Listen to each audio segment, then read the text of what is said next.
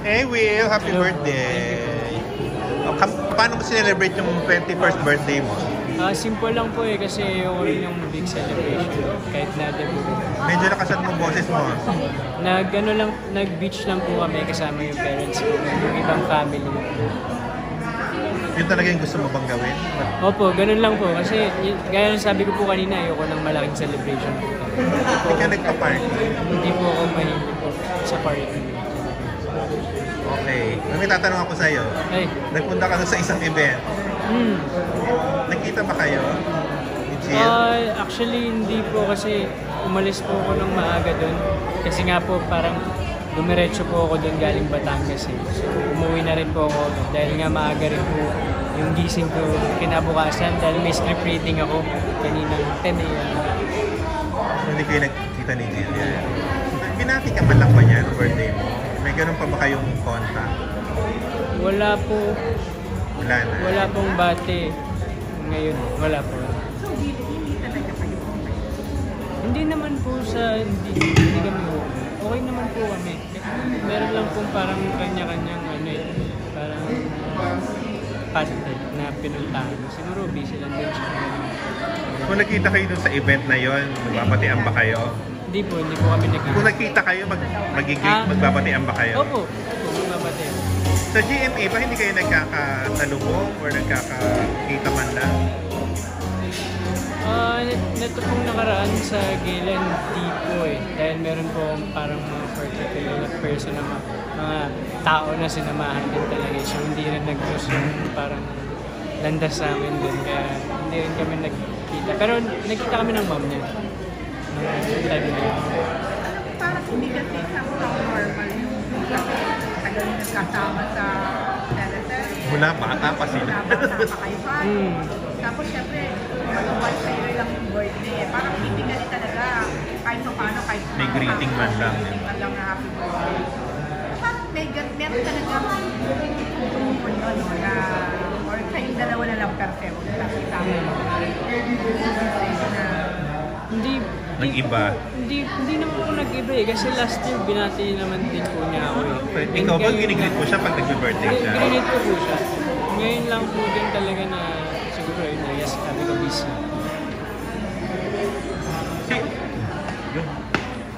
Si Althea, friend mo talaga, di ba? Sa close kayo. Hindi ka ba naiinggit na meron siyang love life na bongga? Naiinggit? Saya-saya niya. Hindi naman po. Hindi naman po. Kasi para sa akin, hindi ko naman po minamadali sa ngayon. Parang dami ko pa pong need na gawin.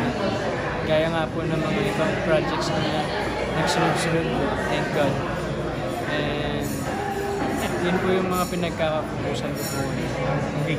Wala kang type ligawan ngayon or wala ka pa pinupormahan or kung ano man? Ngayon po, meron pong nakakausap. Pero parang ano lang po. Hindi pa po yung para dumating sa point na seryoso. Ano yan? Showbiz ba yan? Kilala namin? Hindi po. Huh?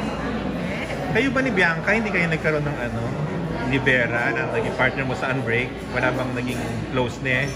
Meron po naging close. Naging close kami ni Vera. Actually hanggang ngayon po kakamustahan kami sa GC. Nung birthday ko, binati din po. Alam mo, ibabalik ko nito. Kasi kagaya kayo ni Lea, sabi niyo wala na kayo kailangan. Parang yung closeness o yung friendship nyo, nagtuloy-tuloy. Tama ba? Yung friendship po namin ni Lea, opo, nagtuloy-tuloy. Pero hindi po siya same as before. Kasi Siyempre, we all know na meron. May mga iba-iba na. Pero parang walang issue. Something like that. Opo, wala naman din pong issue sa amin yun din talaga. Parang, ewan ko lang, wala naman po talaga. Okay, sige na. Ibigay mo na. Opo, ewan ko po kung bakit na-issue na kasi hindi kami nakikita magkasama. Sige, ito na. Abagsak mo na. Medyo na ano ka ba? Kasi ito, lumabas naman po. Yung pag-usapan, may mga nagsulat din, yata diretsuhan. Parang di ba dapat i-launch kayo mas lang? Jill. Oo, ni Jill. Ano ba talaga nangyari doon? Parang last minute yata. Naudot. Naudot. Hindi siya Parang gano'n. Kumbaga, instead na sana, sakay sa mga Spartan Route, biglang nawala. So, somehow, na-apektuhan pa ba doon? Ano talaga yung kwento? Bali, ang management na po ang nag-decide nun. And parang ayoko na lang din po maglabas ng ibang information about it. Kumbaga sa amin namin. Dahil pass naman na rin po. About sa naapektuhan po ako, syempre nung time na po yun, may lungkot din. Nung time na yun. Pero para sa akin po kasi parang mas, yun nga, lagi ko sinasabi po sa interview, mas okay po na parang ma-explore ko yung sarili ko bilang actor, kumbaga iba't ibang characters. And same din naman po sa kanya, gaya ngayon, iba't ibang ganun. Kumbaga, nakakapag-explore po kami, marami kaming natututunan sa iba't ibang partners and iba't ibang show. Ano? Sumama? Hindi po talaga sumama. Pero napaisip ka, napatanong ka. Napaisip lang po ako. Opo, napaisip po ako ng tagal. Na parang, ang sinabi ko, ang nasa isip ko lang naman po nun parang sayang, hindi siya na-try. Yun lang po siya po. Kaya yun po yung lungkot ko ng time. Pero nakikita mo ba kayo na parang blessing in disguise din pala? Opo. Kasi after po ng mga nangyari sa mga love teams, gano'n. Kumbaga, nagsunod-sunod din naman po yung projects. And so far, dami na naman po akong mga natutunan sa iba't ibang show na nagawa ko. And nakapunta na rin po ako ng Europe. Nag-shoot kami sa Europe, ganyan. Maraming tao rin po nakaka-appreciate sa craft ko. Oh, tsaka pag hindi nangyari, ibig sabihin, baka hindi meant, di ba? Yun naman po lagi ang nasa isip ko eh. Kasi kung ano naman po bibigyan naman po ni God, bibigyan niya. Siguro may better chance. Pero halimbawa may nag-jelly na pag-partner pa rin kayo, okay ka pa? Opo. Hindi naman po ako nagpo-close under din. Kasi nasa isang industry lang naman po kami. And hindi ko po masasabi na hindi kami magkaka-work. Kasi magkaka-work at magkaka-work po talaga. Ako po open po ako doon. Trabaho po natin yun. Normal lang siyempre may panghihinayang. Diba? Kasi what if, di ba, natuloy yun. Sayang naman yun. Okay. Tapos, oh, wait lang. Hindi, ang ganda ng naging close mo ba, Will, sila nakatrabaho yung mga taga-ABS, sila Joshua, sila Jody. Kahit paano ba nagkaroon ka ng closeness, banding with them? Super po. Sobrang unexpected po yung parang nag-closeness namin eh. Yung sinabi ko rin po kanina dito sa interview. Parang kinakabahan ako nung una kasi bago sila na nakasama ko, hindi ko pa sila na-meet before at taga-kabila sila. Pero yun po, habang nag-run nga po yung taping namin, talagang na-feel ko yung na-welcome ako. And na-feel ko na anak talaga ako ni Ate Nika, yung kaibigan talaga ako ni Joshua, parang anak na rin ako ni Ate Jody. Actually, lahat po sila eh. Lahat po sila din. Lumabas na ba kayo? Kayo together? May bonding moments kayo na lumabas kayo? Opo. Pero after ng taping po namin, wala pa po eh. Kasi parehas po merong mga main next na ginagawa ng work. Yung iba, out of the country po. So, wala pa po kami lumabas ngayon. Pero yung mga time na po yun, actually ngayon, nagpa-plan po kami ng labas. Kayo ni Joshua, ano yung pinaka-ano nyo? Bonding? Nag-uusap kami ni Joshua nung nag-taping kami na mag-firing kami, mag-golf. Isasama niya ako sa... Niyaya ka niya mag-golf? Actually kasi nakita ko siya nagpa-firing. Nag-try din ako mag-firing at nagustuhan ko. So, chinat ko siya. Tapos parang napag-usapan niya na mag-chat na lang kung kailan libre. Tapos mag-firing. Sa firing? Tapos pati golf? Nag-golf ka na ba? Hindi pa. Gusto ko po i-try. Natuturoan ka ni Joshua? Wow! Ano yung parang kuya-kuya mo siya gano'n? Oo, parang ganun yung kuya-kuya. Galing na. Mabait ba? Mabait po. Si anong tawag mo kay Jody? Ate Jody. Ano na nga regalo bang binigay sa'yo? Ano man? Meron po. Tsaka habang nag-taping po kasi kami, napakaraming food na po binigay. Ang mga food dinadala niya. Nagluluto kasi siya. Sobrang po kasi si Ate Jody. Pati sila Papa Che. Lahat po sila. Ang Ang ganda na experience mo dyan, no? Will, So, naka-work mo yung mga magagaling na artista sa kabila. bukod po sa nakapunta ako ng Europe, marami din po akong nakuwang bagong technique sa pag-arte. Experience, magandang experience po talaga para sa Ano yung pinaka-memorable mo sa Euro? Ano yung favorite mo doon? yung mga pagkain po eh. Hmm? Mga pagkain. Saan? Sa may nasarap ang pagkain? Sa Italy, Italy. po. Pero yung pinaka naalala ko po talaga, every time na binabanggit ko yung Europe, yung umakyat po kami ng Mount Pilatus sa Switzerland. Ng Mount. Pilatus po. Yung may Ayan, snow. doon taas. Kasi first time ko po maka-encounter ng may snow. Kailan magtatapos ang break? Wala pa pong nabanggit pero ang muling sinabi sa amin is Grabe extension niya na. November. November? Kung di po ako nagkakamali. Oh, may last question kami sa'yo. May bago kang movie, Ina Raimundo, na may December affair. Hindi niyo pa rin na-shoot yung love scene, sabi niya. Oh, ready ka na ba doon, Will? Opo, parang nag-shoot. Sorry. Hindi. Looking forward ka ba, Will? Hindi po, kasi nag-shoot na kami ng 2 months ago nung Na? una namin eksena. Dumas na to na nag-start kayo mag-shoot. Tapos na-stop lang din po kasi may mga prior na commitment din. Oh, pero hindi pa nakuha yung intimate scene. Kaya ngayon, na-ready ko na po yung sarili ko. Wow. Sa- Paano mo ni-ready ang sarili mo? Paano mo na ready? Well, syempre po, Practice ka ba? hindi naman po nag-practice. Pero syempre, nanood din po ako ng mga type ng movie na gano'n.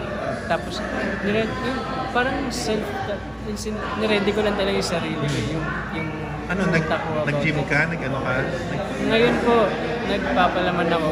Tapos, nagbabasketball, nagbubuhan. Yun lang. Oo, kasi dapat, syempre, pakita mo rin maganda katawan mo. Yeah, 21 ka na, no? Hindi ka na bagets. Hindi ka na totoy na ano. Pero, Oh, handa ka ba doon sa intimate scene? Anong na-expect mo sa eksena ngayon? Kabado pa po ako. Until now. saan ka Pero, kinakabahan? syempre, first time ko po gawin. First ever intimate scene mo.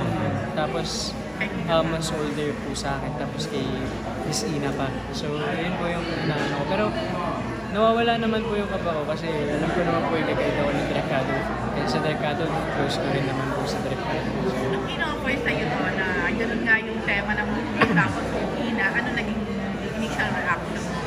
sabi ko, sige po, game. Actually, na sabi na po siya sa akin ni Direcado nung nag-shoot pa po kami ng fake life Na parang si Ina ang giving niya sa'yo. sa TV, sa cinema. Sa sinihan. Kasi totoo sa love Big scene. screen at sa love scene. Ano ba yun? Pero kilala mo ba si Ina from kung ano siya way Oo. back? Alam mo bang ano siya? It girl siya nung panahon niya. Nakikita, marami din po kasi nagpo-post sa Facebook. So, napapadaan sa feed ko. Nakikita-kita ko na rin. Then, nung parang nasabi nga po sa akin ng mga kapartner ko po siya sa isang movie. Sabi ito mga friends ko, tipo. Sabi niya, wow, ako na lang yan. Ganyan. I'm sure. Sana. Ikaw ba nakita mo pa yung pagka-hot ni Ina? Di ba may sexy pa rin? Pinakita po sa akin ni mami ko. Hindi, yung ngayon. Yung Ngayon? Oo po.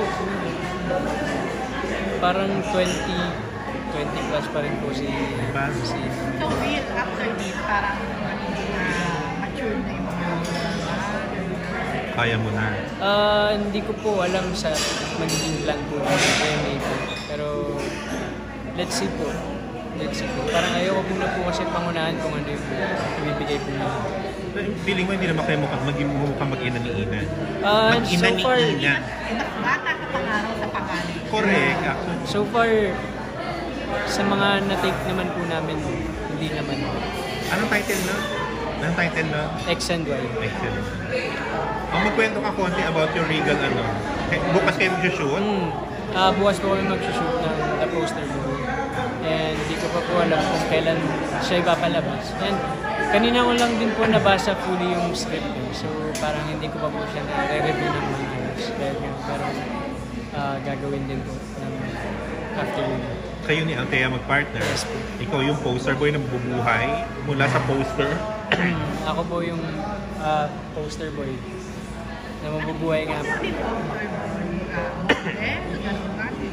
Ano po siya ang character po dito si Alvin kasi. Isa po siyang member ng sikat na boy group dito. Idol.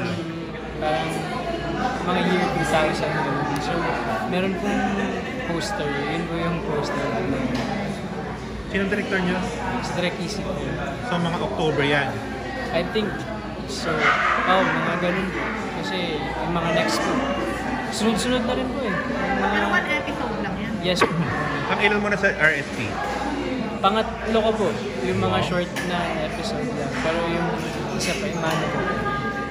Bale, Sinong gusto mo if ever makapartner? Pag tinanong ka nila, sino mo gusto mo will makapartner makapartner. sa episode sa RSP? Lagi ko po sinasabi si Bianca, umali. Why? Crush mo ba si Bianca? Ay, Ayan mo. bakit?